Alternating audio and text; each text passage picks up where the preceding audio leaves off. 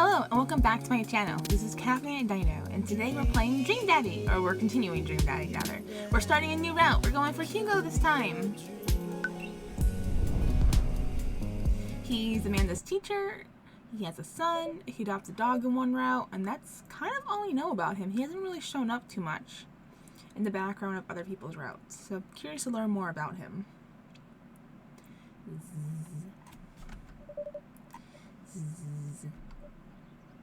Dad.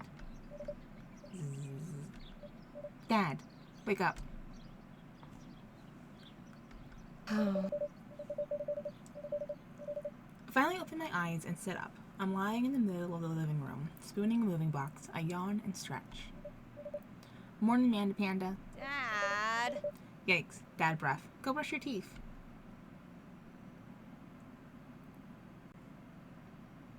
Gonna blaze through this. Build that dad.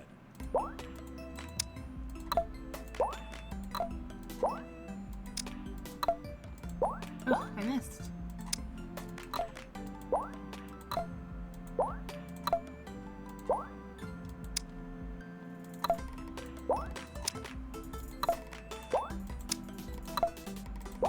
Here we are. Name that dad. Be that dad. It's us.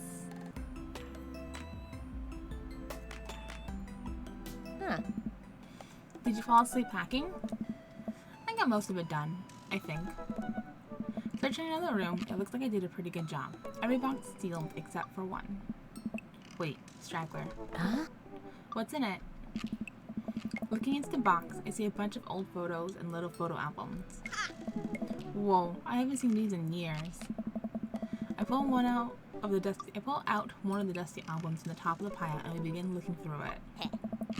That's the coolest baby I've ever seen. The only way your father and I can get you to stop crying was to put sunglasses on you. But whenever we try to take them off, you'd start crying again.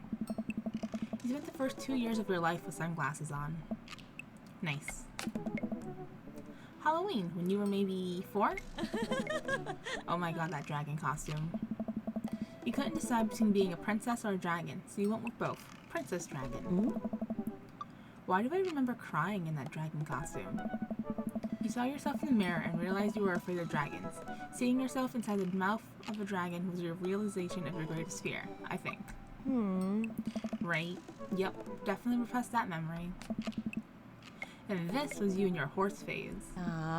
Dad. I believe you named that plush horse for Horsington the Brave. I don't think that was his. Amanda lunges for the photo, but I quickly snatch it away and hold it above her head with my superior dad arms. Nice try. This is important blackmail for later down the road. Nah. Go ahead and try me. I've seen pictures of you and your ska band. Ouch, kid. The Ska-Bandist Manifesto had a chance back in the day. I look off into the distance and reminisce about that rad horn section. Hey, it's Emma P. Ugh. No, Dad, that's Emma R. I didn't meet Emma P until high school. Honey, I promise you, wholeheartedly, that I will never stop mixing those two up. Ugh. Dad, Emma R has been my best friend since I was 7. Give it like a little bit of effort. Oh, right. Emma P was the one who trying to steal people's pets. Dad. No, Dad, that was Emma S. She moved to Kentucky 3 years ago. I miss her. I also miss my hamster. They're Hamilton the Brave. Anyway, I gotta show this to Emma R later. She'll get a kick out of it. The first photography award you ever won.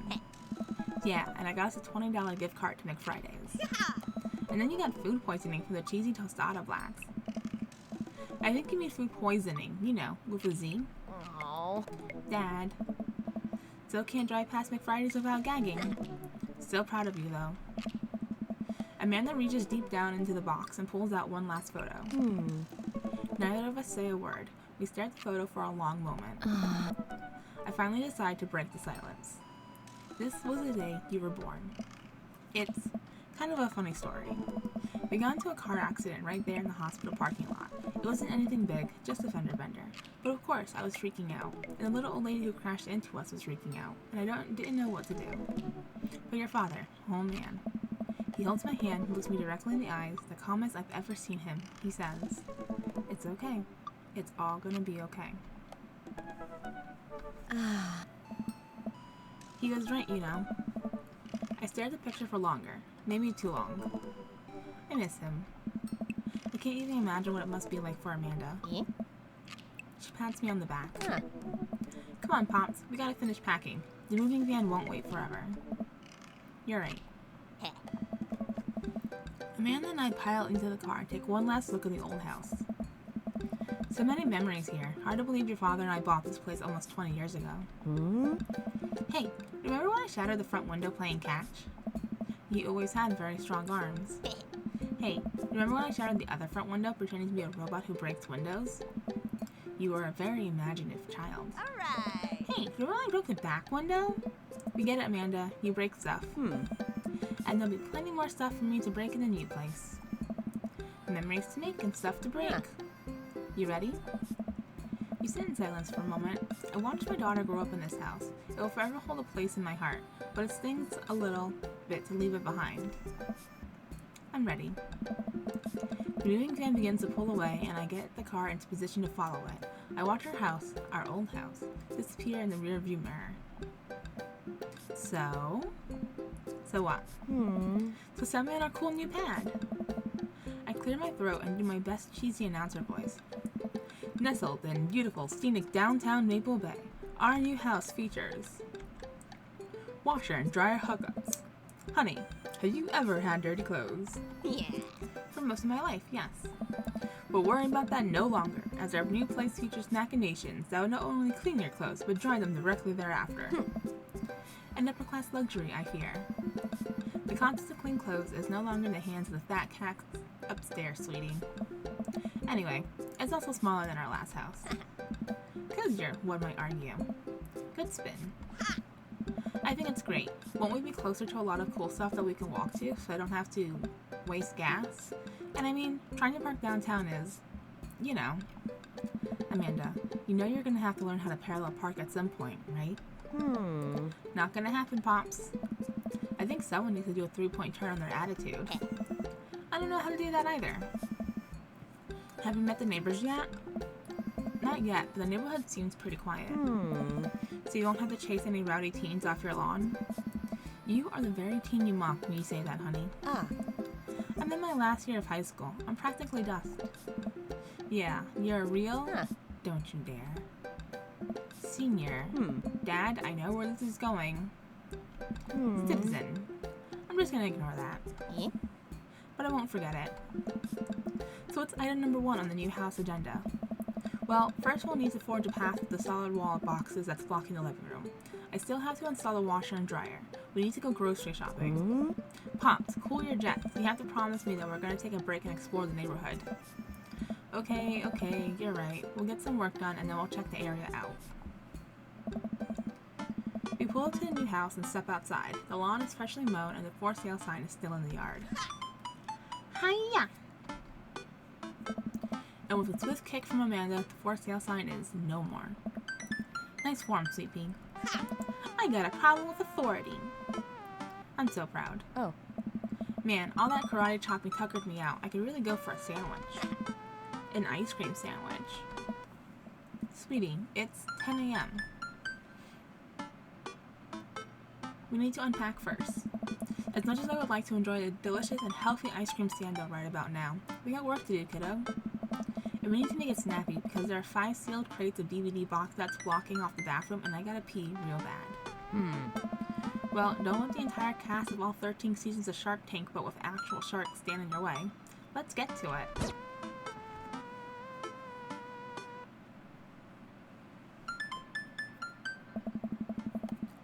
I get to work unpacking the various boxes around the living room. A couple hours pass and I get some good work done. The washer-dryer unit is both washing and drying, and we can actually walk through the living room without tripping over boxes. First visitor already? I walk over to the door and open it. Hello!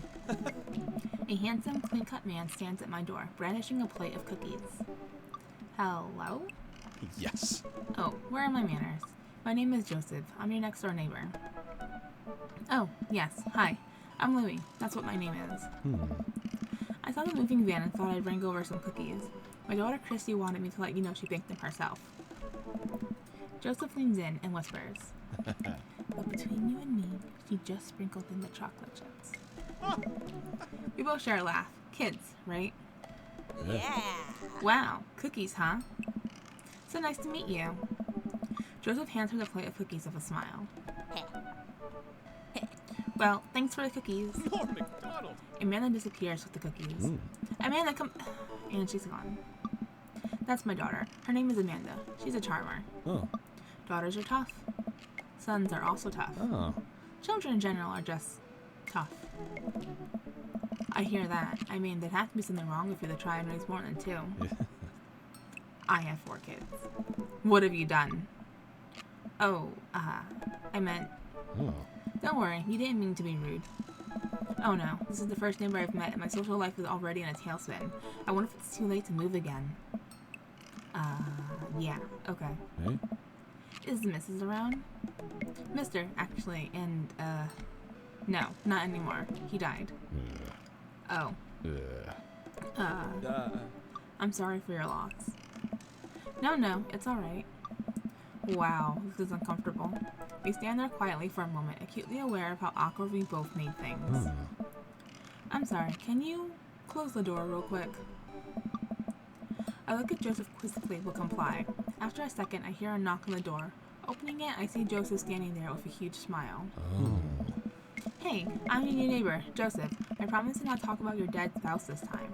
I'm throwing a barbecue for the cul-de-sac, and I'd love for you to come by and meet the rest of the neighbors in our community. What do you say, pal? Oh.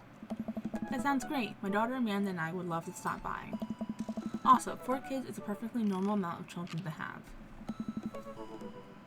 We shake hands to seal the deal. Hey. Well, neighbor, I'll see you at 3 p.m. sharp on Saturday. Sure thing, neighbor.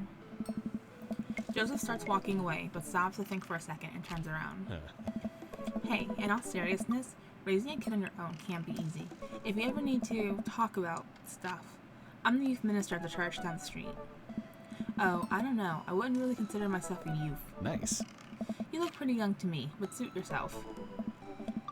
And with that, Joseph's gone. He seemed nice. Amanda walks back into the living room, crumbs on her face and cookie in hand. That was the smoothest recover I've ever seen. I should be taking notes. See, you're already fitting in great. Where'd those cookies go? They're gone. I'm sorry. Hey. If it makes you feel any better, they weren't very good. So you ate all of them anyway? I guess that makes it break time. Any ideas? Let's get some fresh air. Let's hit that park down the road. I saw a ton of dogs there when we drove past. Okay, will you help me steal a dog? For the last time, I can't fit a dog into the pants of my cargo shorts. It's physically impossible. Yeah. You're breaking my heart, Pops.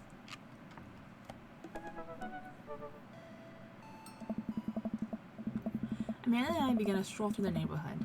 I can't believe how beautiful it is outside.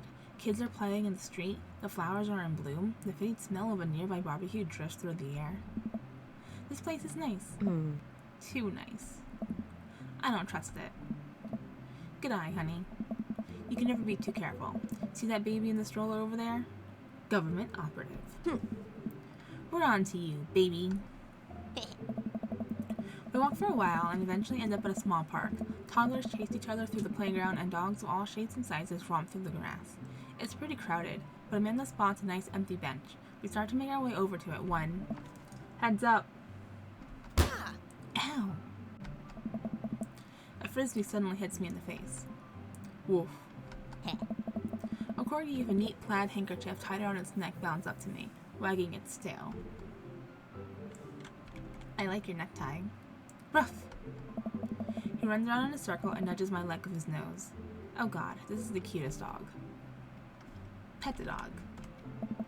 But where do I pet the dog? Give him some head rubs. He seems to love a good head rub. All smiles here. You definitely could have caught that. A guy in a Hawaiian shirt jogs over to us and takes the frisbee from me. You know, frisbees are traditionally caught with your hands, not your face. I'll catch it with my teeth next time. You caught me off guard this round. Not again. Not ever again. Ha! I'm just messing with you. I'm Brian, by the way. I'm Louie, and this is my daughter, Amanda. I look over at Amanda, only to find her sitting on the ground, rubbing the dog's tummy. Ah. Hi. Your dog's cool. All Maxwell sure loves the attention. It's great to see another father and daughter out here on such a sunny day. Where's yours? Brian gestures over to a grassy knoll, where a young girl sits on a checkered blanket. She's reading a book bigger than her head. She puts it down and heads over to us. This is Daisy. She's reading the Brothers Karamazov. Her teachers tell me she has the reading comprehension skills of a high schooler. How old is she? 10. She's a precocious little youngster. Hey. Whoa. My natural dad instinct kicks in. I must brag about my child's accomplishments. Oh no, it's happening. Go on, Daisy. Tell them about yourself. That's my girl. Amanda, get in there. Okay. Alright, we're gonna use all the items that we know are good, and then just brag.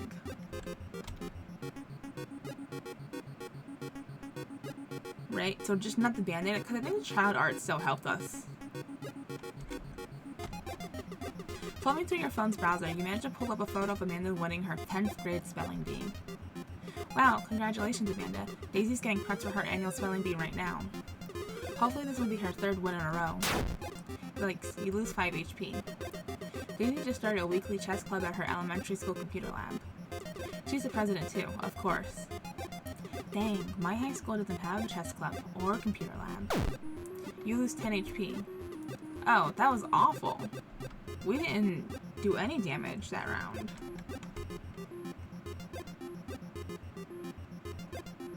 Child art? You unfurl your wallet to reveal a tiny copy of a drawing of the cornucopia Amanda did in the 1st grade. Cute! It isn't very impressive, but Amanda genuinely appreciates you holding on to it. Brian loses 10 HP. You regain 20. Okay, good. Daisy sold enough candy bars this year to get the top prize, a canoe. We're taking it out next weekend. How is that even possible? Amanda can barely get one of those sticky hand things. It's extra powerful. You lose 20 HP. Louis' HP 65. Brian's 70. Grade card. You pull a wrinkled copy out of Amanda's last grade card out of your pocket. Dad. Awesome grades. Brian loses 25 HP. Do you really carry that around everywhere? Ouch, maybe it is kind of weird. You lose 5 HP. Did I mention Daisy said her first word at 10 months? Daddy. Amanda's was potty. Still cute, but maybe this isn't the time to bring it up. You lose 10 HP. Okay, we're in the win. We're winning so far. We have 50 and Brian has 45. Now we just brag. Amanda here just recently won a local photography award. Wow, congratulations. Brian loses 10 HP. Daisy actually just won a statewide poetry contest. You lose 15 HP. We're tied. Louis' HP 35, Brian's HP 35. Last week, unprompted, Amanda helped an old woman with her grocery bags. It's extra powerful. Brian loses 20 HP. Daisy here has all her adult teeth. Never had a cavity either. Amanda self-consciously pushes her lips together to hide her teeth. It's extra powerful. You lose 20 HP. Oh my god. Louis' HP 15, Brian's 15.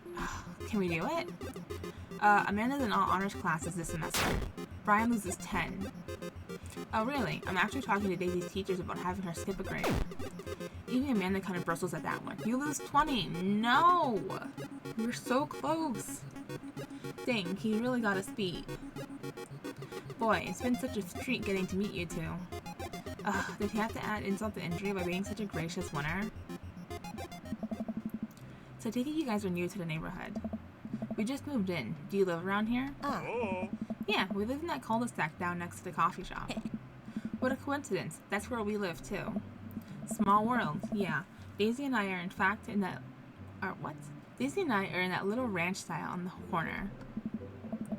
I know that house. It's just like ours, but slightly bigger and better landscaped.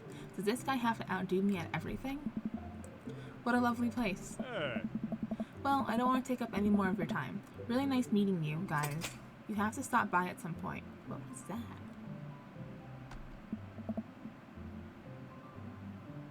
Huh. Yeah, definitely. Bye. Brian and Daisy walk further into the park, with Maxwell happily trotting along in tow. Do you get the feeling that he was trying to one-up us? Trying and succeeding. I can't believe that kid's only 10. What was I even doing at her age? I believe he had a bit of a thing for horses. Shame that didn't pan out. Could have majored in comparative horse studies. It's not too late to minor in horse creative writing. Too close to the truth, Dad. Ugh. Let us never speak again of the fantastic adventures of Sir Horsington the Brave, an epic in 7 parts by Amanda Rex. We laugh off the horse epic and walk around the park a bit more, enjoying the day. Can we just go take a nap and just not meet Matt?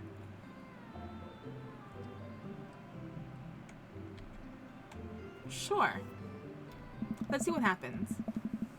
All the sunlight's making me real tired. I don't think I got enough sleep last night. You slept for 14 hours.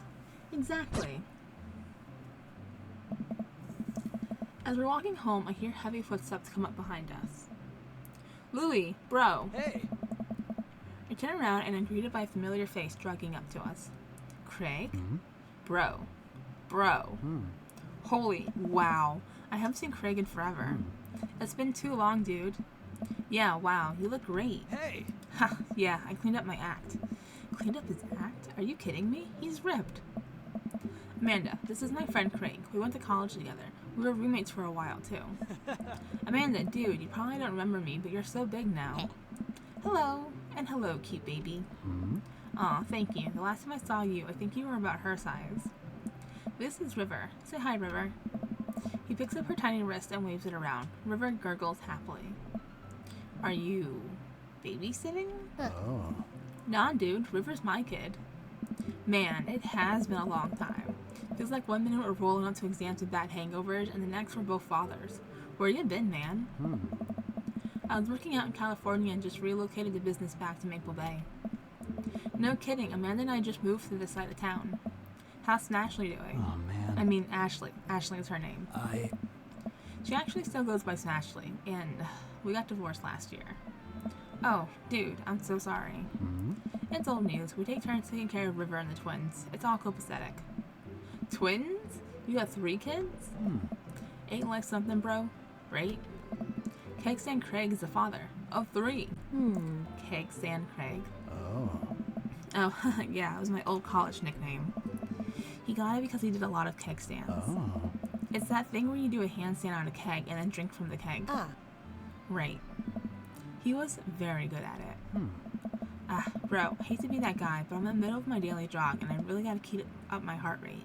Brought River along for, you know, resistance training. You jog daily? I jog yearly. On January 1st, when I promised myself that I'm gonna jog daily for the rest of the year, but give up after 30 minutes and just walk home.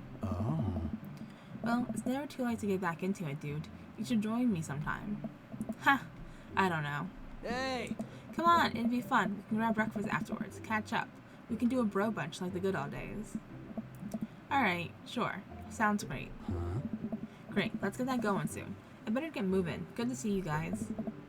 Craig gives a little wave, puts his earbuds back in, and jogs off. I can't believe Craig is ripped and has kids. I'm reeling. Why is that? The Craig I knew is not fit to be responsible for any living thing, including and especially himself. One time, I watched him drink an entire jar of marinara sauce for dinner. Amanda. He opened up a new jar of marinara sauce, and then he drank it like it was a thing that normal people do. It was unholy. And then I asked him what the hell he was doing, and he said, and I quote, "It's basically a smoothie, bro." I mean, technically, he's not wrong. He jogs. He was jogging. He's like a totally different person. Anyway, we better get home. I'll have plenty of time to reflect on how old I feel later. Amanda and I flop down onto the couch. Amanda has to shove some empty boxes out of the way before she can sit. Too bad we're gonna be putting my stuff right back into these boxes in a few months. No, don't say that. Aw, Dad, it's gonna be okay. I'll be fine. I know. It's just, you're my little girl. It's gonna be weird not having you around. I'll come visit, and I'll text you every day, and I'll take lots of pictures. Yeah. I mean, obviously, I'm a photography major. You promise? Of course. Are you gonna be okay by your lonesome? Oh, come on. I'll be fine. I'll get a dog or something. Yes. A dog? Yeah. Forget art school. I'll stay for the dog. Is that what it's gonna take? Medium-sized dog, handkerchief around the neck, I get to name it. That's what it'll cost for me to give up on my dreams. I'm a woman of simple wants and needs. Well, a dog is a lot cheaper than college. Amanda laughs. Suddenly, a pile of envelopes slides through the mail slot. Speaking of college, Amanda darts over to the envelopes and shuffles through them. She pulls one out and throws the rest back on the floor. This is from McGowan College of Art and Design. Open it. But I'm scared. It's just an envelope. Yeah, it's just like my entire future. Not a big deal. She takes a deep breath and rips the letter open with her teeth. We have the letter opener, but okay. I hold my breath while Amanda's eyes darts back and forth, scanning the letter. What does it say? The mission committee has reviewed your application, blah blah blah. Her face drops. Regret to inform you that we are unable to offer you admission to McGowan College of Art and Design. Amanda throws a letter on the coffee table. Oh, sweetie. It's okay, I kind of saw it coming. I knew I shouldn't have put that experimental stuff in my portfolio. Their admissions officer told me they just wanted to see portraits or whatever. I pull Amanda in for a big hug. You're an amazing photographer. I know how much work you put into your portfolio. Some other school's gonna want to snatch you up for sure. Yeah, I know. It's fine. Are you actually fine, or are you just saying that? I'm fine, really. Her face says the opposite, but I probably shouldn't push her on this. Oh, and before I forget, Emma R. and Emma P. are sleeping over tonight. So, you need me out of the way because I'm painfully uncool? I would choose more delicate phrasing, but yes. Well, I'll have you know that I conveniently already have plans for tonight, so you'll have a new place to yourself. Yeah? What are your plans? Quick, think of plans. I'm secretly the mayor of this town. Amanda, the town needs me. I need to perform my mayoral duties. I must don my top hat and wear my monocle so that I may preside over my mayor stuff. I think you're thinking of the guy from Monopoly. He was a mayor, right? He was not. Right. I'm just kidding. I'm actually going to go to bed. I'm wiped. Have fun with the Emmas. We'll try to keep it down. I know you're not going to, but I appreciate you saying that. And don't forget that you have that meeting with my English teacher tomorrow. Oh right, Mr. Vega. Yep, totally remembered. I'll be there. Awesome. Night, Pops.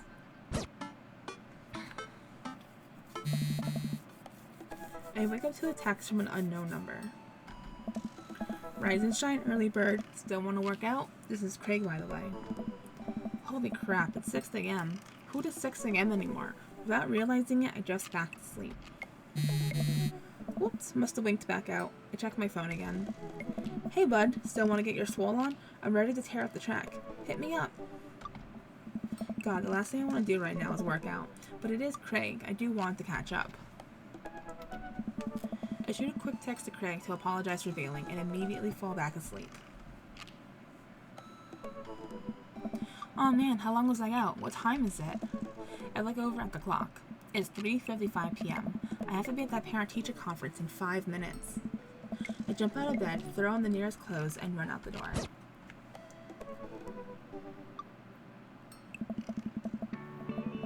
I arrive at Amanda's school and check in at the front desk. They give me a bright orange visitor sticker and send me on my way. I'm barely awake and feeling pretty haggard, but hopefully nobody will notice. I check my watch and am relieved to see that I'm only 2 minutes late. Wait, was it room 103 or 108? I spot a youth standing at his locker and approach him for help. Excuse me, do you know where Mr. Vega's classroom is? The youth turns around and looks me up and down with heavily lined eyes. Come on, kid, I'm late for a meeting. Mr. Who? Mr. Vega. I don't know. Have you tried the exit? Okay, wise guy, are you gonna help me or not? Fine. Up those stairs to the left. Can't miss him. I head up the stairs and walk around, unable to find Mr. Vega's class anywhere. After a couple minutes of searching, I head back downstairs. That punk youth sent me on a wild goose chase. I get back to where that low-rent Gerard Way is standing, fully ready to give him a piece of my mind, when suddenly a head popped out of the classroom next to his locker. Lucian, don't you have third period to get to? Fine, Mr. Vega. Wow. Now I'm officially 10 minutes late. I glare at him as he walks away. We're not cool. You must be Louis. This period's almost over. Would you mind waiting in the back? Ah. Mr. Vega leads me in, and I take a seat in one of the comically small students' desks in the back. I might get stuck in this. Alright, where were we? Now who can tell me about the unreliability of the narrator and J.D. Salinger's Catcher in the Rye? Yes, Colin? Colin stands up and does that thing where he blows into the crook of his elbow to make a fart noise. The whole class erupts in laughter. Alright, everybody. Very funny, Colin. Please sit down. Now, Holden Caulfield is an unreliable narrator in the sense that the bell for the end of the period rings. All the students immediately get up and make a break for the door. Whoa. Remember to do the reading and answer the response questions on page 494 in your textbook. Nobody's listening. Oh. Or not, I guess. Mr. Vega turns to me and sighs. Middle schoolers, right? Don't you teach high schoolers? Both. You know, budget cuts. Right. Oh. Thanks so much for coming in. No problem, Mr. Vega. Ah. Please, call me Hugo. I don't know. I don't normally do these impromptu parent-teacher meetings, but as I'm sure you know, Amanda's a very bright student, and I'm concerned about her recent behavior. What's going on? Amanda has never been the most engaged student, but I know she cares. Recently, though, she's been falling behind. She's not completing assignments and has been doing rather poorly on tests. I normally chalk this up to senioritis, but this is strange. I thought Amanda always shared everything with me. It hadn't even crossed my mind that something might be wrong. I just wanted to ask, is everything okay at home? We just moved. Well, we just moved recently. I was only to the other side of town, and Amanda was way more excited about it than I was. See if you can talk to her about it. I know she values you a great deal and would appreciate your guidance if she keeps heading down this road. I know how important art school is to her, and I would hate to see her miss out on scholarship money that she clearly deserves. I'll make sure to talk to Amanda. Thanks for letting me know, Hugo. Anytime. On my way out, I stop. Thinking for a moment, I turn to Hugo. Hey, Hugo? Oh. Yes? Did you ever catch that rye? Yes. I leave the classroom and make my way out of the school. I'm still a little bit in shock that Amanda was able to hide this so well from me. She's always been such a force of positivity in my life, especially after we lost her father. Amanda must be done with classes for the day by now. I'm sure she would appreciate a ride home, and maybe I can talk to her about what's going on. I pull up to the carpool and Amanda hops in the passenger seat. Yeah. So, did you have fun gossiping about me? Mr. Vega and I actually just gossiped about our celebrity crushes. So you talked about Mario Batali the whole time? It was a very productive meeting. I'm pretty hungry. Can we grab some dinner? Sure thing. We can make something at home. Cool. I think if our powers combined, we can throw together a gourmet meal worthy of the Food Channel. I don't know about that, but I can promise you it will at least be edible. Yeah. That's the spirit. We drive in silence for a short while. Amanda plays a game on her phone. I should say something. You know, sometimes when a kid gets older, they find that they have to keep things hidden from their parents. And that's okay, because sometimes that's what kids do. And that's okay. But also sometimes it's good to have the parents' perspective, because, you know, maybe the parents have also dealt with similar situations. And maybe they're a little cooler than you give them credit for. Anyway, what I'm trying to say is that it's good to share. Love you. Have you been reading my tweets? You have Twitter? What? Never mind. Look, sweetie, Mr. Vega said you haven't been participating in class, and that you're not turning things in. Oh, I'm fine, Pops. Senioritis and all that. I thought you liked Mr. Vega's class. It's fine. He's fine. We pull up to a stoplight, and I eye Amanda. She's still texting. Jess, I want you to know that you can talk to me about anything. Uh-huh. I can tell that whatever it is, she doesn't want me knowing about it. That's frustrating. I heard Emma R is going to that fancy art school in California. That's exciting. Yep. Are you bummed that you guys aren't going to the same school? Yup. Amanda keeps texting. She stifles a laugh. What's so funny? I don't think you get it. Okay. Who are you texting? Huh. Noah. Who's Noah? My friend. Does he go to your school? Yup. Do you like Noah? Huh? What? No.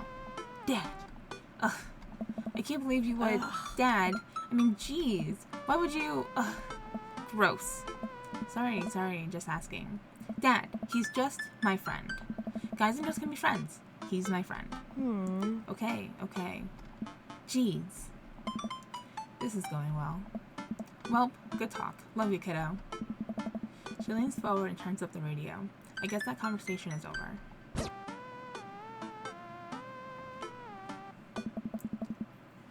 Amanda and I get back home and start cooking some dinner. I found this artisanal mac and cheese recipe online that I've been dying to try. Artisanal? There's 2 ingredients to mac and cheese. Mac and then cheese.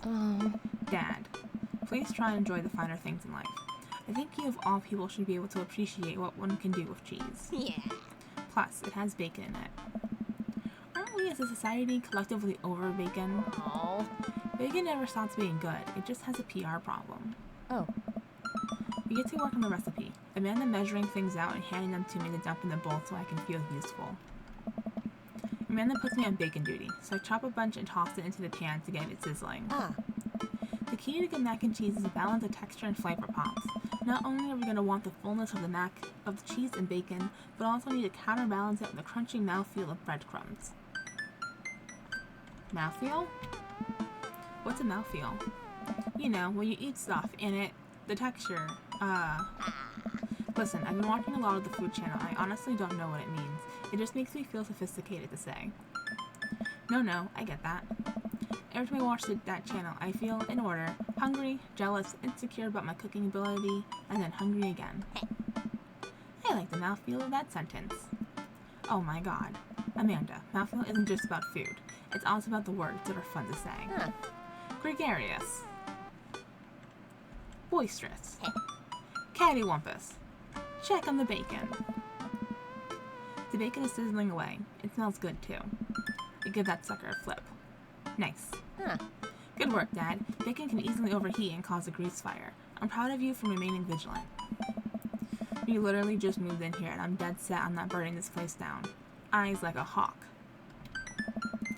Amanda finishes up with the mac and cheese and I toss the bacon bits in there. After stirring it all together, I take a taste.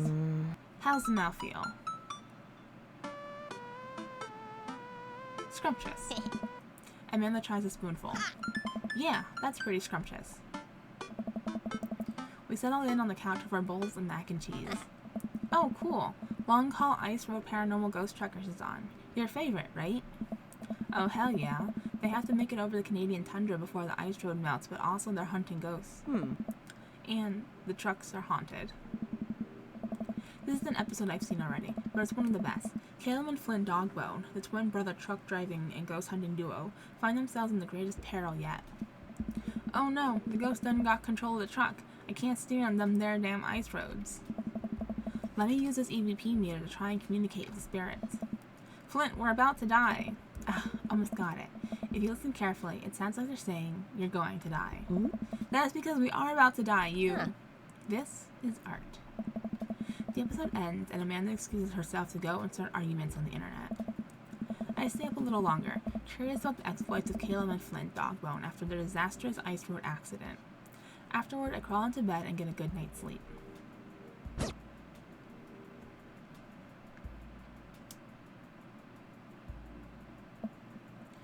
Zzz. Morning, sleepyhead. 5 more minutes. You have never ever let me have 5 more minutes, so get up. Fine. We have cereal for breakfast and spend the morning putting together furniture. Amanda's much better at interpreting the tiny manuals.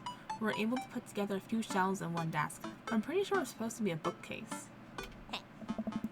So, you excited for the cookout today? If there's food, I'm excited. I'm all over those terrible store-bought sugar cookies that everyone brings to parties. Yeah, those are bad. Which means there are more for me.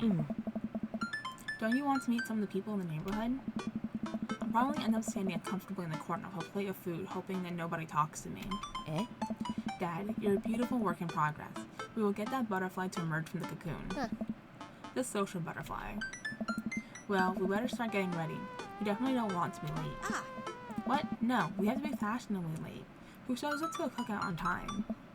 You know what? We're going early, just because you said that. I head out the door and Amanda reluctantly follows. We walk across the street to Joseph's house with a store-bought veggie plate. We didn't want to risk burning down the house again. I guess we're not as early as we thought we were. Joseph's backyard is already packed with people, and the smell of hot dogs waves through the air. Small children run through a sprinkler, and adults chat in small clusters. I set our veggie plate down on a table next to 2 other veggie plates. Huh. Hey, there's Joseph. I wave to get his attention. The moment he sees us, he jogs over, arms open wide. Welcome. I'm so glad you 2 are here. And you brought veggies. Let me introduce you to my family. Kids, come on over here.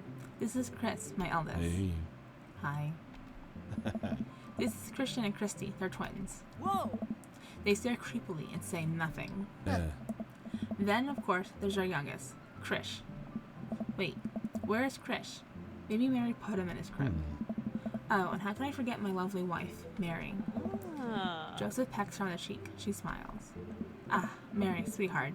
Did you put Krish to bed? I'll have to go look for him. What? You'll have to... Yeah. Joseph takes a moment and regains his composure. Mary, this is our new neighbor, Louis and his daughter Amanda. I'd shake your hand, but I have a glass of wine that I need to tend to. I love her. Nice to meet you, Mary. Charmed. Well, I have to go over there now. My wife has a wonderful sense of humor. But please, you two, enjoy the barbecue. All the guys are really excited to meet you. Here, let me introduce you around. Have you met Matt yet? Who?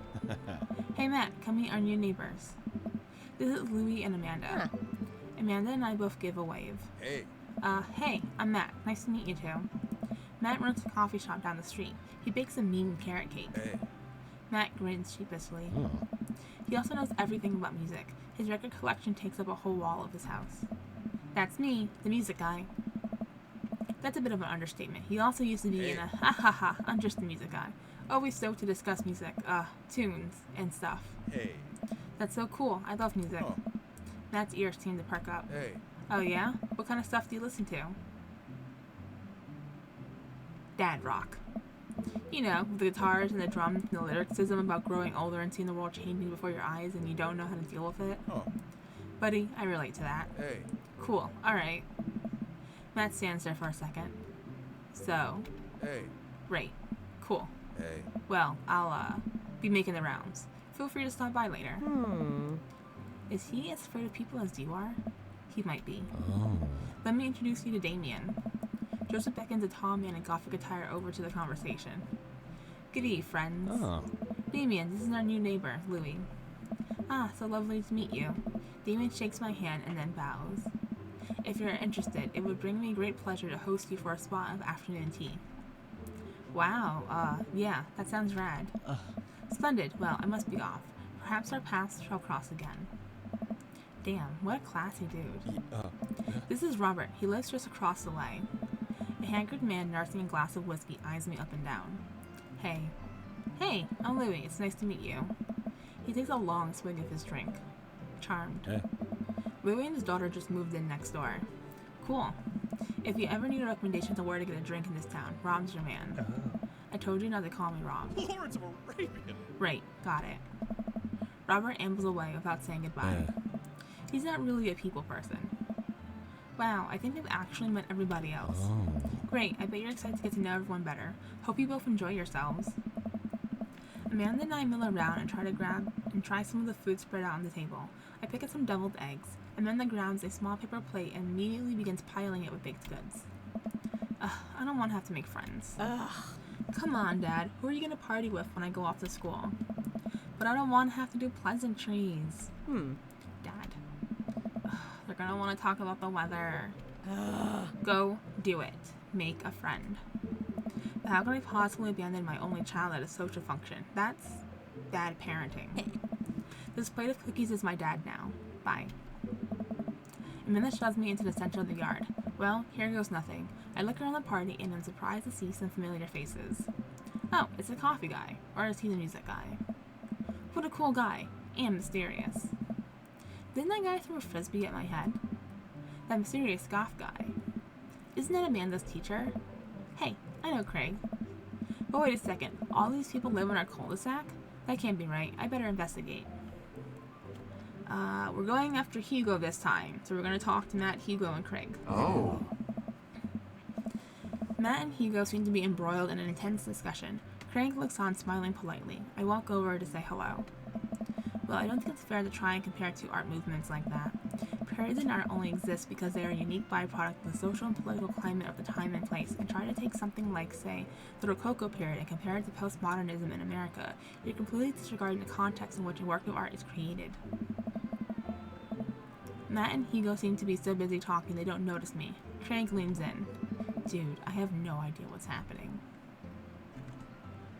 I'm sorry, Craig, but we're gonna listen in on Matt and Hugo. The kind of comparison just eliminates the reason art movements are so important in the first place. You're not wrong, but I think there's no harm comparing one work of art to another. You can definitely say one painting is better than another if you're evaluating technical skill from a purely formalist standpoint. If I showed you a Matisse and then something by the Dutch masters, which one would you say shows more technical prowess? Nice. I'm so lost right now, I shoot a worried glance over to Craig, who returns it.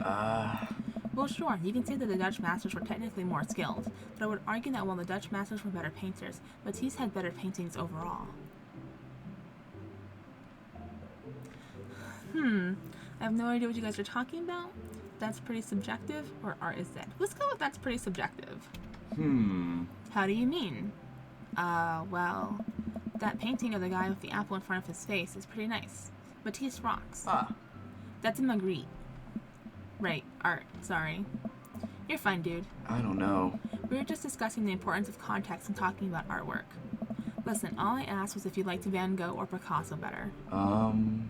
Hugo throws up his hands in frustration.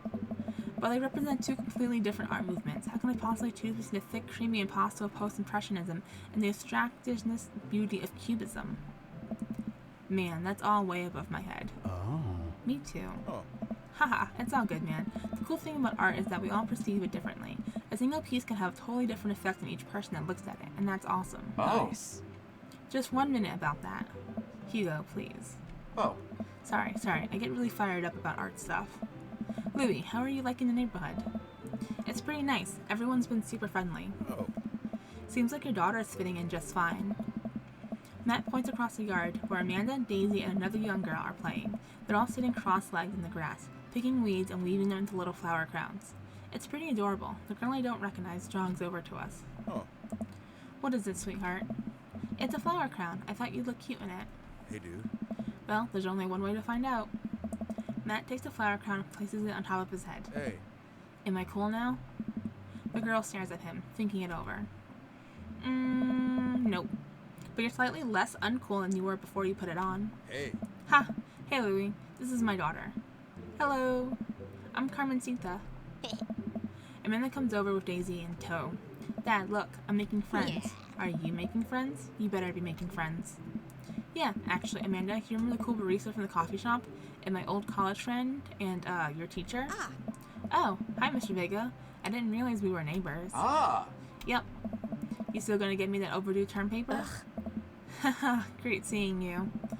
Amanda finger guns her way out of the conversation like a champ. She learned that finger gun move from me. I'm very proud. She's definitely a charmer. Speaking of which, where did my son go? Hugo looks around the party. He must finally spot him because his eyes go wide. Sweet Manchego. Ernest Hemingway Vega, are you smoking? Oh. Ernest is holding a lit cigarette. Nope. I see Ernest across the way. He casually takes a long drag of his cigarette and then flicks it into a gutter. Unbelievable. Excuse me. Hugo marches over to Ernest and I turn my attention to Matt and Craig. Kids, right? Hey. Man, I do not envy Hugo. The last barbecue we had, Ernest tried to shove a sparkler down Joseph's pants. Nearly burned down half the yard. Oh. And the barbecue we had before that, he actually burned down half the yard. And then it spread onto my lawn and burned down half my yard, too. Hugo walked over to us, practically dragging Ernest behind him. Hey, everybody, sorry about that. Louis, this is my son, Ernest. Hello. Ernest looks away, sulking, his hands shoved deep in his pockets. Hugo nudges him impatiently. Hey. Nice to meet you, Ernest. What grade are you in? Doesn't matter. Oh. Ernest. Okay, I'm in 8th grade. God, are you happy now? I'm sure you were just dying to know. Yeah, good for you. Can I go now? I'm tired of talking to old dudes who blame my generation for the failing economy. Ouch. Ernest. Oh yeah, because I'm totally embarrassing you. Ernest puts earbuds in and storms off to stand in the corner. Well, that was certainly something. He seems nice. Hugo puts his head in his hands and sighs. Oh. I'm so sorry. He's having a really rough time. As much as I want to be the cool dad, I have to be the authoritarian dad, and he clearly resents me for it. I mean, I think as a dad and a teacher, that's about as authoritarian as you can get. Honestly, are any of us cool dads? Is it even possible to be a cool dad? What? I'm cool as a cucumber. Oh. See, that right there? You can't say that. My kids think I'm cool. But for how long, Craig? How long do we get to be the cool dad? I don't know. I don't know. Hey! I think we just have to accept the fact that as dads, we've become the machine we once raged against and accept our fate to unironically wear socks as sandals. Your kids may think you're cool now, but the moment they hit puberty, you're doomed. Amanda's 18 and she still thinks I'm cool. Nice. I yell across the yard to my daughter. Amanda, I'm cool, right? Amanda just laughs. She keeps laughing. I see your point. Oh. As much as we all want it, I don't think it's as important to be a cool dad as it is to be a good dad. We can't all be best friends with our kids. It just doesn't work.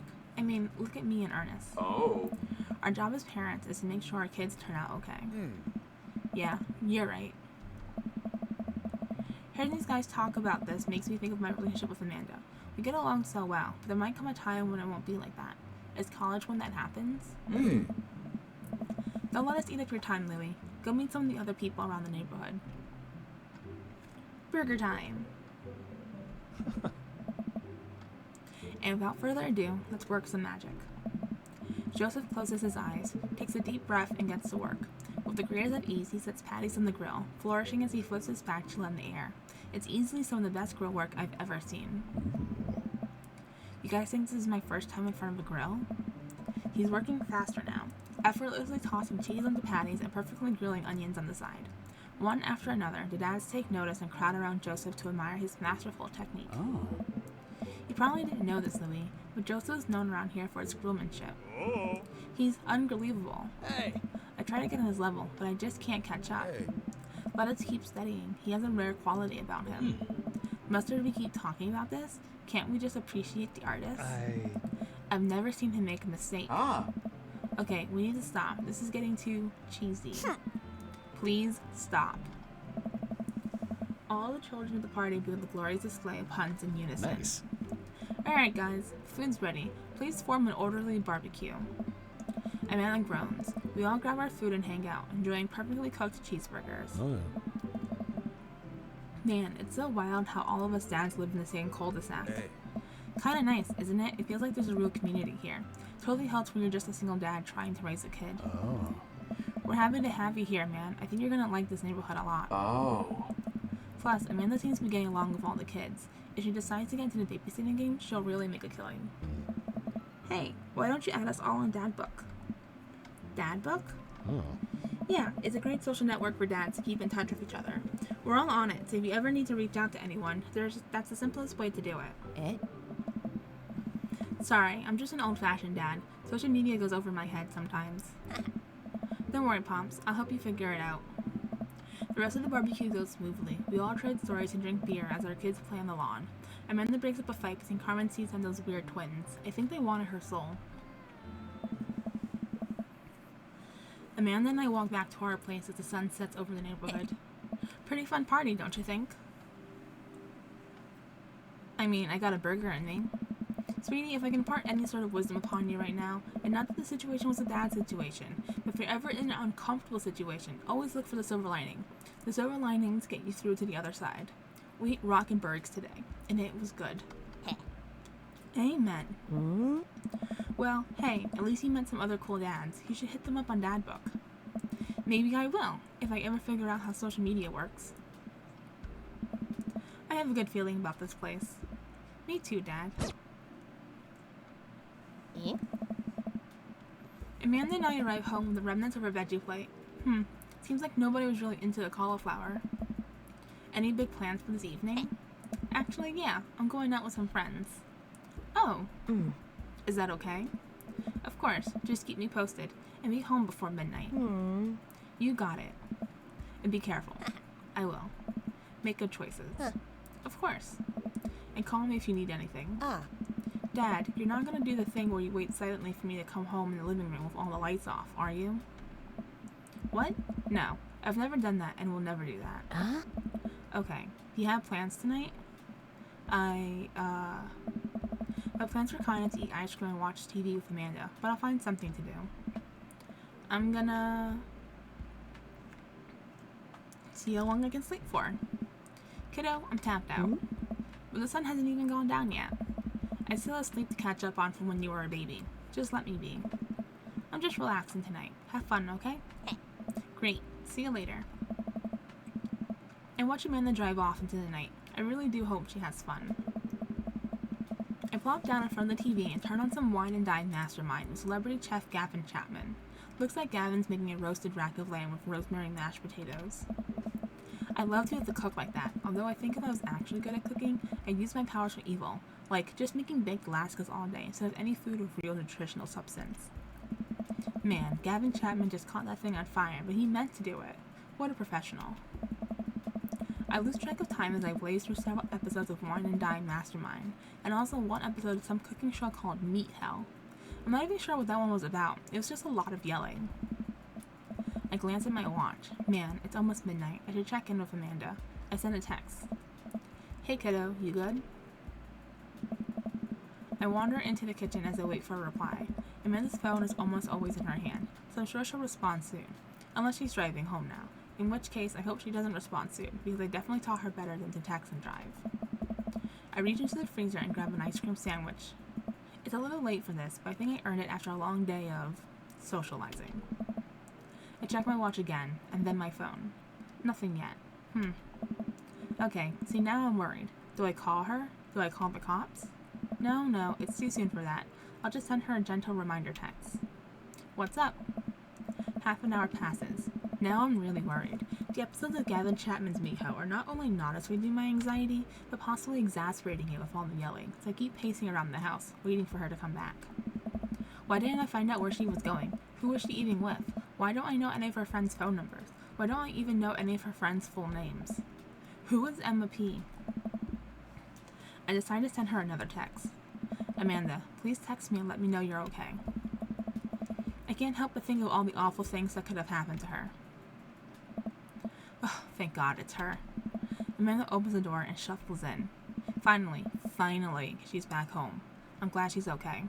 Sup? Sweetie, thank God you're safe. Ugh, yeah. But now that I know she's okay, I'm really mad. Why didn't you answer my text? Amanda pulls out her phone out of her pocket. Oh, whoops, guess I didn't see those. She starts to walk to her room. Amanda Ann. Whoa, we're pulling out the middle name now?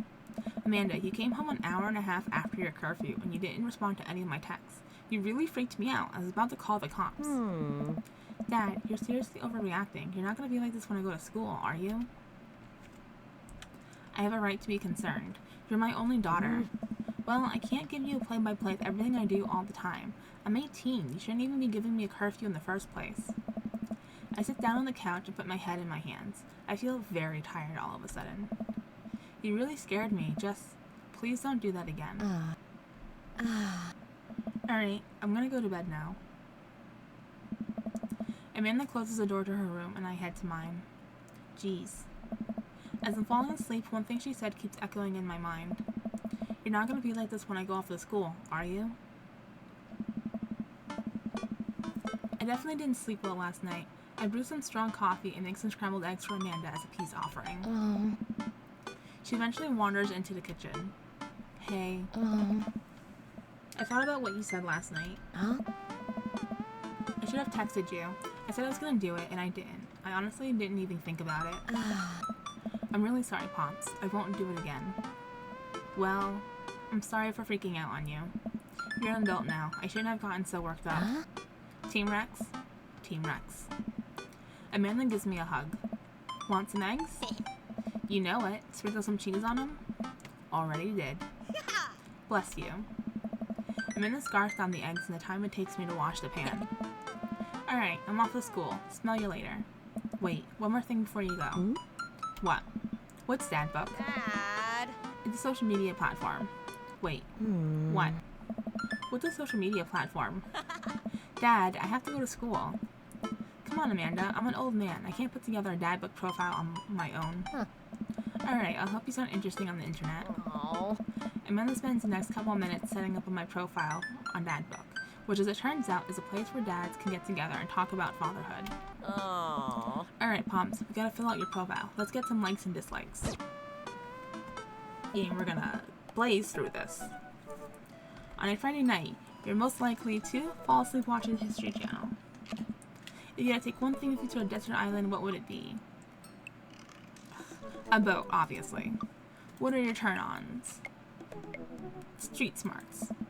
What did you want to be when you grew up? Pro skater who's also an astronaut. What is your favorite movie genre? Romantic comedies. What's your ideal date? Trying to geocache, but getting lost. What do you never leave home without? Word jumbles in a pen. I spent a lot of time thinking about potential ends of the world. Profile complete. See, that wasn't so bad. Yeah, that was actually kind of fun. I could totally spend all day on here just looking at people's profiles. Alright. You should message one of them, or more than one of them. All of these dads seem pretty interesting. Okay, I promise I'll make some friends. Huh. Amanda gives me a hug. Go get him, Dad. Welcome. You've got dads. Hi, Louie. It's me, your dear old friend from way back in the day, Dad Amanda. I'm delighted to see you signed up for Dad Book. They've recently added this exciting new messenger service, so you may find yourself receiving messages from other dads, like myself. Take care not to miss them. Amanda, is that you? What are you doing on Dad Book? Why, Louie, I never. We've known each other since business school. How could you possibly confuse me for your amazing and talented and easy to buy things for a daughter? Though I am, of course, flattered. You should buy Amanda more things. Amanda, you know I didn't go to business school. I barely even managed to get my degree. Wait. No. Wow. I didn't say that. You never heard that. This is gold. I was a great student, I swear. I graduated at the top of my class because I worked hard and ate all my vegetables. Totally holding on to this for later. Wait, do you ever remember what I majored in? I declined to comment. Cool.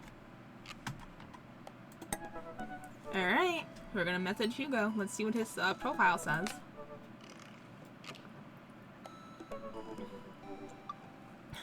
Sorry, I needed a drink. Hugo Vega. Middle school teacher, high school teacher. Writer of scholarly articles on 18th century literature for various esteemed publications. If you're on here, tell me that my son put a cherry bomb in your trash. I know, and I'm sorry. Yikes. On a Friday night, you're most likely to brew some strong tea and paint my miniatures. Ooh, miniatures, huh? If you had one thing to take with you on a desert island, what would it be? Remembrance of Things Past by Marcel Proust. What are your turn-ons? Muscles. Oh, we don't have that. What did you want to be when you grew up? A movie star. What's your favorite movie genre? Documentaries on art history. What's your ideal date? Each of us read a different book on opposite sides of the couch in comfortable silence. What do you never leave home without? My glasses. Actually, I forget them a lot. I forget them at home a lot. Yeah, you don't have glasses in your picture. I spend a lot of time thinking about, I worry that people who are against e-readers are more in love with the idea of books than actually reading them. Yeah, that's fair. Alright, let's message him.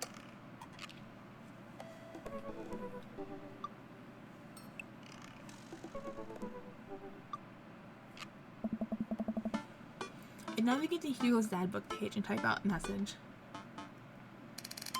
Hey Hugo, great seeing you at the barbecue. Want to hang out sometime? I wait for a few minutes before the computer dings. I'm so glad you messaged me, and I definitely want to hang out sometime. But I have a favor to ask. Our class is going on a field trip to the aquarium today, and one of our chaperones called in sick. Is there any possible way you can come by and replace them? Uh-oh. I completely understand if you don't want to or can't make it, but I'm going to be honest with you here. It's a middle school class. I need as much help as I can get. I think about it for a moment. Man, that's a lot of screaming kids that I'd be accountable for. And they're in middle school, arguably the worst age to be. Amanda silently trudges into the kitchen and pours herself a bowl of cereal. Her eyes are a little puffy, almost as if she'd been crying. Morning, Amanda. Morning, Pops. Hey, are you alright? I'm fine. Of course, I'm fine. Ah. I just got thinking about the Backstreet Boys. They had a reunion. The Backstreet Boys are back, alright? Huh. But they're different. Eh? Something's wrong with them. Like they're a dream that someone once had but can no longer remember. And no one's talking about it. They just go on like everything's normal. Are you sure that's all you're upset about? If there's, anything going on, I just want you to know that I'm here for you. And I'll always be here for you. Whether you need a shoulder to cry on or a strong dad to go kick someone's butt, I'm only a phone call away. Eh? Thanks, Popsicle. I appreciate that. But I'm fine, really. I'm unconvinced, but I'll start badgering her about it. I'm sure she'll tell me when she's ready. Hey, how was middle school for you? Dad. Why do we keep flipping sides? Bad, but nobody likes middle school. It's 3 years of bad acne, crying, and being generally terrible. Everyone sucks, no self-awareness. It's just a bunch of hormonal teenagers locked in a gross old building for 40+ hours a week, doing long division and starting fights over, pizza day? Top 40s pop? Middle schoolers should be avoided at all costs. What was your middle school experience like? I did not like it. I had my first crush in middle school and I'm still bitter about it. Alexis Stuggs, she hurt me and I'll never forget. What'd she do to you? I stared off into the middle distance, remembering the 24 hours that we dated and the 3 times we held hands between class periods. Then I remember the bitter betrayal, her leaving me for Arnold Birmingham, him making me eat dirt in front of her. I don't want to talk about it. See, middle schoolers are reprehensible. Wait, why are you asking me about middle school? Oh, Mr. Baker requested my help to chaperone his middle school class to the aquarium. Just wanted to know what I was in for. You get to go to the aquarium? Are you kidding me? The last field trip I got to go on was to the clam chowder factory. They didn't even give us clam chowder. They gave us square pizza at a clam chowder factory. Oh, is that why you won't eat clam chowder anymore? No, it's because Bobby Wellington threw up in one of the vats of clam chowder and I'm the only one who saw it happen. It haunts me. Right, let's leave that story firmly in the past. Anyway, you should just do it. Mr. Vega sounds like he can really use your help. Plus, you get to hang out with cool fish. Amanda, I get kind of weird about aquariums. The ocean makes me nervous. What? Are you worried that a whale is going to pop out of a touch tank and swallow you whole? Don't you put fear in my heart. Well, do they have penguins there? Yes, they have penguins there. Alright. Then it's settled. Penguins outvoid the fear of the ocean. I sit back down at the computer and let Hugo know that I'm available. He tells me to meet him at the aquarium and gives me the address. I grab my keys, kiss a man on the forehead before I head out. I arrive in the aquarium to find that the school buses had beaten me there. Preteens huddle around their teachers in small groups, yelling at each other and goofing off. Every teacher looks like they're at their wits' end. Hugo jogs up to me, looking frazzled. I'm so glad you're here. Hugo! It's been a debacle all morning. We are short-handed and most of the kids won't stop screaming, as I'm sure you know is the case of all middle schoolers. I lived through Amanda at 12. I'm all too familiar. Oh. Great. Well, it's you and me chaperoning a group of 10 kids. They're over here. Hugo walks me over to a gaggle of preteens who are all sitting on the ground, playing with their phones. They're not kicking each other like some of the other groups, so we're off to a good start. Can you guys put your phones away? All the kids look up for a moment to stare at Hugo. Then they all go back to texting. At least they're quiet? Too quiet. These guys are up to something. I can feel it.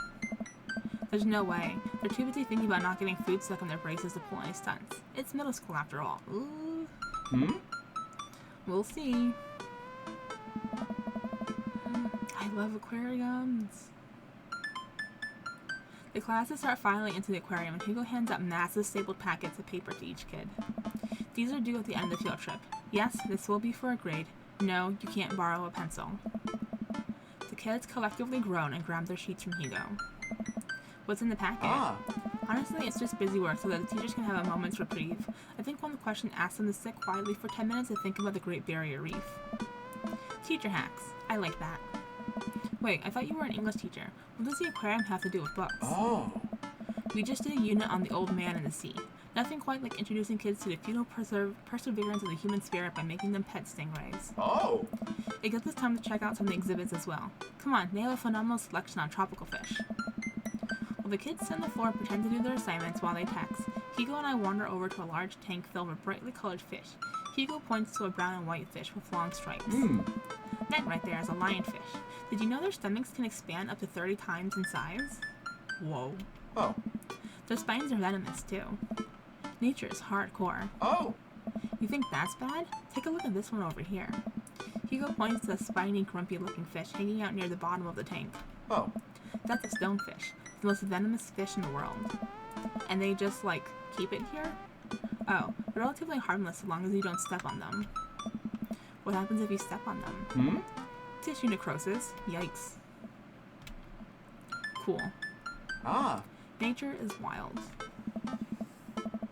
Man, Hugo seems to know a lot about fish. I feel the overwhelming need to impress him. Hey, see that fish over there? That one? Yeah, that's the American longfin, blue-nosed wigglyfish, humphead wrasse.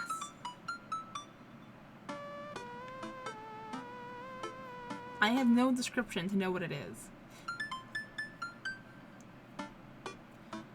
So, we're gonna go with by process of elimination here. Two of these have capitalized all of the words.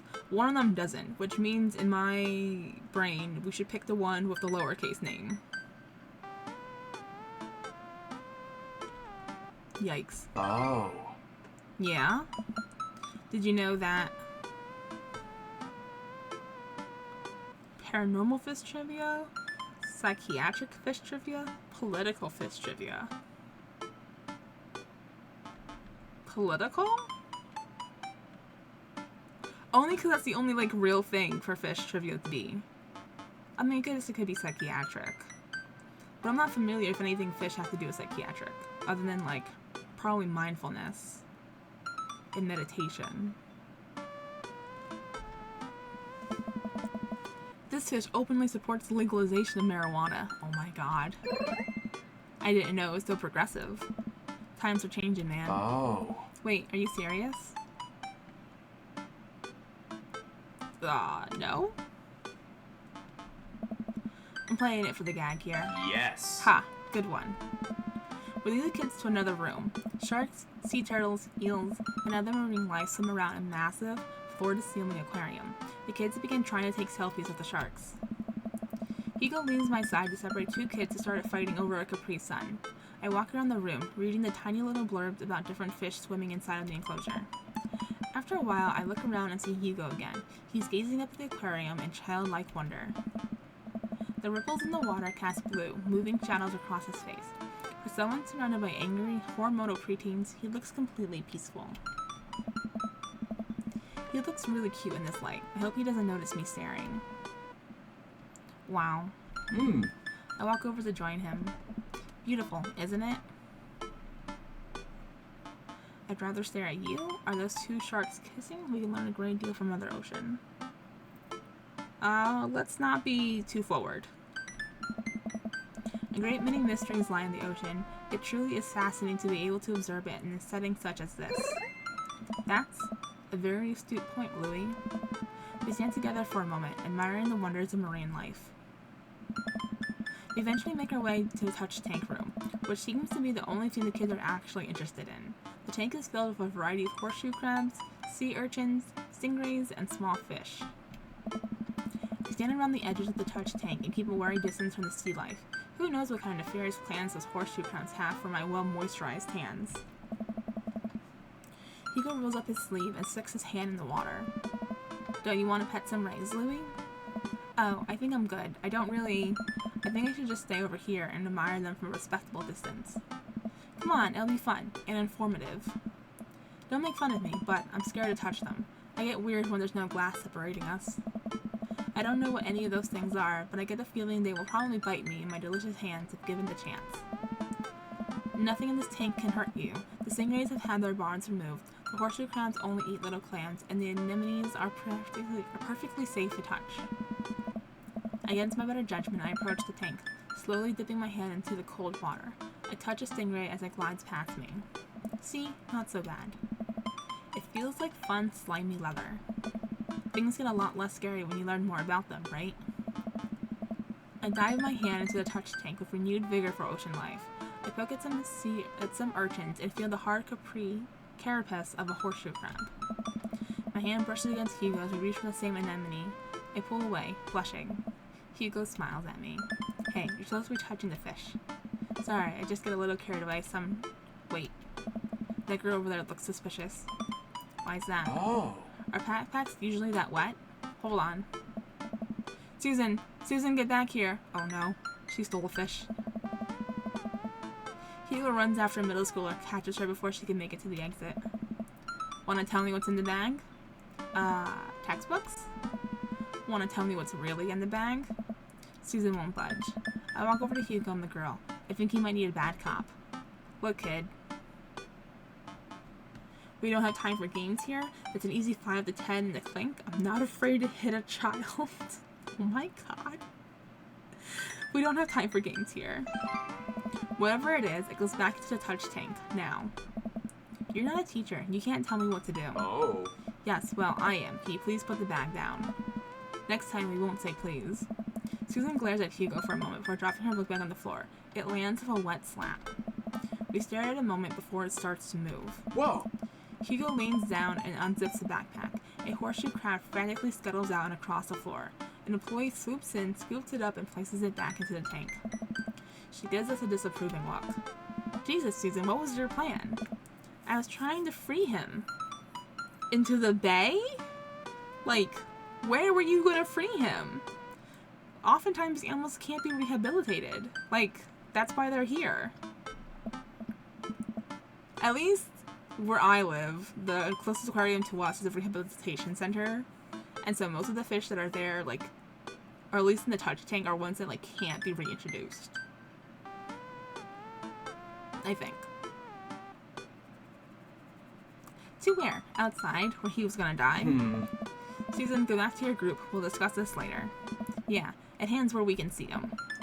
Susan skulks off, leaving me alone with Hugo. He gives me a pat on the shoulder. Oh. Middle schoolers have sticky hands. I doubt that's the first time that's happened here. Or the last. In the next room, we see a variety of smaller tanks. Sea urchins, tiny fish, and a rainbow of beautiful underwater plant life surround us. Oh. Look over here. Hugo points to some seahorses gathered at the bottom of a tank. One of them is in the middle of giving birth. Ah. That's actually the male seahorse. So it takes fatherhood to a new level, doesn't it? Hey kids, come check this out. There's a male seahorse giving birth. A low murmur from the students. They just jump back on their phones. Ah. Fun fact, male seahorses can give birth and then get pregnant in the same day. Wow. Man, we thought we had it hard. Ah. I wonder if they have to deal with their kids' awkward teenage years too. All however many thousand of them. You seem to know a lot about marine life, Hugo. Oh. It's not really my specialty, but I do make a point to learn as much as possible wherever I can. I think that learning shouldn't end when you leave school. We should challenge ourselves to find out more about the things we don't understand every day of our lives. Because if you stop learning, I don't think you'll be able to grow or change as a person. Good point. But I still don't trust the ocean. We'll get there. We finally make our way over to my favorite part of the tour, the Arctic exhibit. Do we get to see the penguins? Hey. Yes, we get to see the penguins. Hell yeah. A group of kids run around the exhibits. They won't stop tapping on the glass of the puffin enclosure, trying to get their attention. For at least a few moments, teachers, chaperones, and students alike seem to be having a great time. What was I so worried about this? This isn't so bad. Sweet Manchego. Hugo suddenly grabs my arm. Oh my god, there's a student in the penguin enclosure. Wait, just kidding, it's very bad. Is it one of ours? It most certainly is. Molly Henderson, Susan's friend. I look over to the penguins and see a determined-looking kid crouching behind a rock. She's hiding just out of sight of one of the employees. Over on the other side of the enclosure, I see the door to the exhibit ajar. Was it unlocked this whole time? We gotta stop her before the staff sees and bans our school for life. Hugo looks around. I'll create a distraction. Hugo runs towards Puffin exhibit and addresses the entire room. Everybody, everybody, everybody. I have an announcement. The whole room turns towards Hugo. I don't know. Oh. Here's a few facts I bet you didn't know about penguins. Everybody just stares at Hugo, confused. Well, this is my shot. I run into the enclosure and am greeted by a cold blast of air. Psst, hey. The girl whips around to look at me. Her nose is pink from the cold. You can't be in here. Neither can you. I try to walk over to the girl, but the ground is so icy I just end up slipping. I catch myself before I hit the ground, but the girl still laughs at me. Contrary to popular belief, penguins are birds. Birds are traditionally known to fly, but penguins cannot. So I can understand some confusion when discussing the birdness of penguins. The crowd is still somehow enraptured. Kid, what are you even doing? I'm letting the penguins go. They deserve freedom. Where are they even going to go? They're gonna live in my closet. What? That's worse. That's worse than the exhibit. Look, I just don't even have time to argue about this. We gotta get out of here. Not until I save a penguin. I don't know. Little known fact is that penguins only live in cold climates. That's not true. With some exceptions. So they don't all live in cold climates if we're splitting hairs here. Did I mention that they don't fly? The crowd is starting to lose interest. I'm running out of time. Lay down the law. I prepare to raise my voice at Molly, then hesitate. Is it weird for me to raise my voice at a stranger's kid? Like, is it a parroting faux pas or something? Money. Give me money. I will give you $20 right now if you leave with me. Molly thinks for a second. Okay, well give it to me right now. I reach to my pocket and pull out everything I have, examining each bill. Okay, well I have $12 and some change, and there's a button here. Is that enough?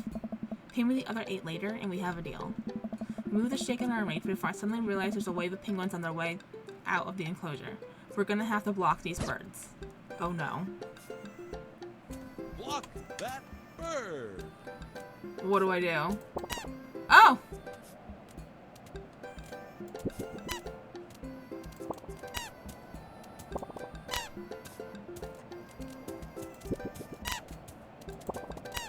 No!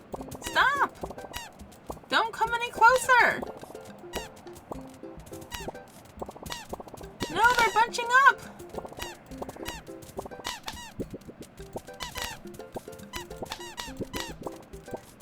What the heck? Oh no, a penguin escaped! Drive that team.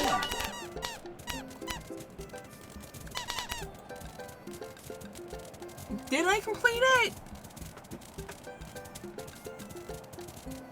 3 escaped. What? And I still got an S?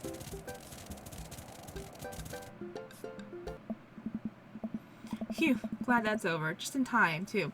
Looks like Hugo's wrapping up his diversionary penguin speech. And that's why I think that penguins are one of the best animals in the world. A few people in the audience clap out of a sense of duty. Everybody starts dispersing. Hugo spots us from across the way and runs over. Molly, what were you doing in there? I was liberating animals, Mr. Vega. You realize that the penguins can only survive at Arctic temperatures, right? You would have a dead penguin on your hands. Well, it was a thought that counts. No, Molly, it wasn't. Molly turns to me. You owe me $8. Huh? What? Just, I'll pay you later, kid. Molly runs off towards Susan. I suppose that they can compare animal thief notes. You're not off the hook, Molly. Oh. Louis, did you just bribe a child? Yes, I bribed the child. It was the only way to get her out of the exhibit. I'm not proud of what I've done. I'm not proud of it either, or my penguin facts lecture, but at least we got her out. Oh. Let's just get through the day and get out of here. With the day finally coming to a close, the whole field trip is ushered through the gift shop, and we make our way back to the school buses. As we leave the aquarium and the kids load onto the buses, Hugo pulls me aside. Hey! Hey, Louie. Thank you so much for helping out today. You're a lifesaver. It was no problem. It was actually kind of fun.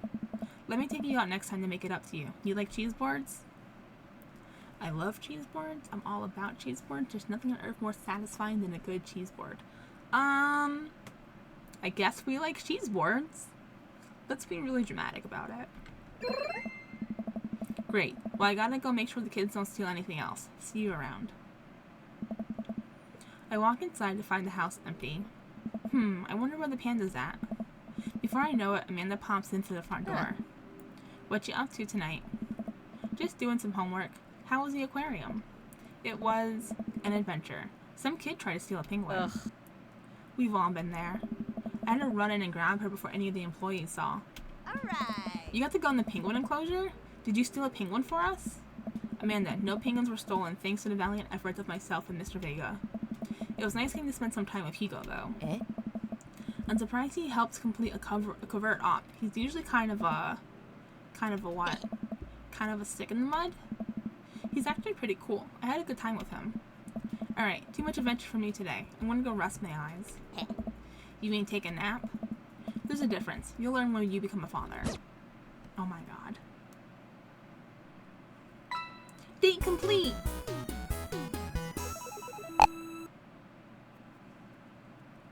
What do we get?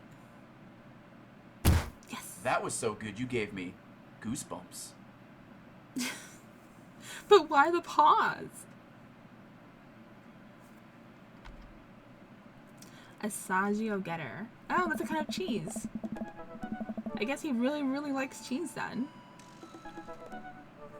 Alright, well that's date 1 complete, so we're gonna pause it here. What are we feeling about Hugo so far?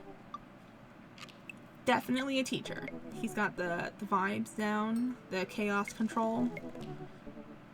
Man, middle school and high school? That's exhausting. I can't imagine teaching both sections of schooling in the same day. It just sounds like a lot. Like a lot of planning, a lot of grading, a lot of everything. Sounds exhausting. I'm tired thinking about it. But yeah, let me know what you guys think down below.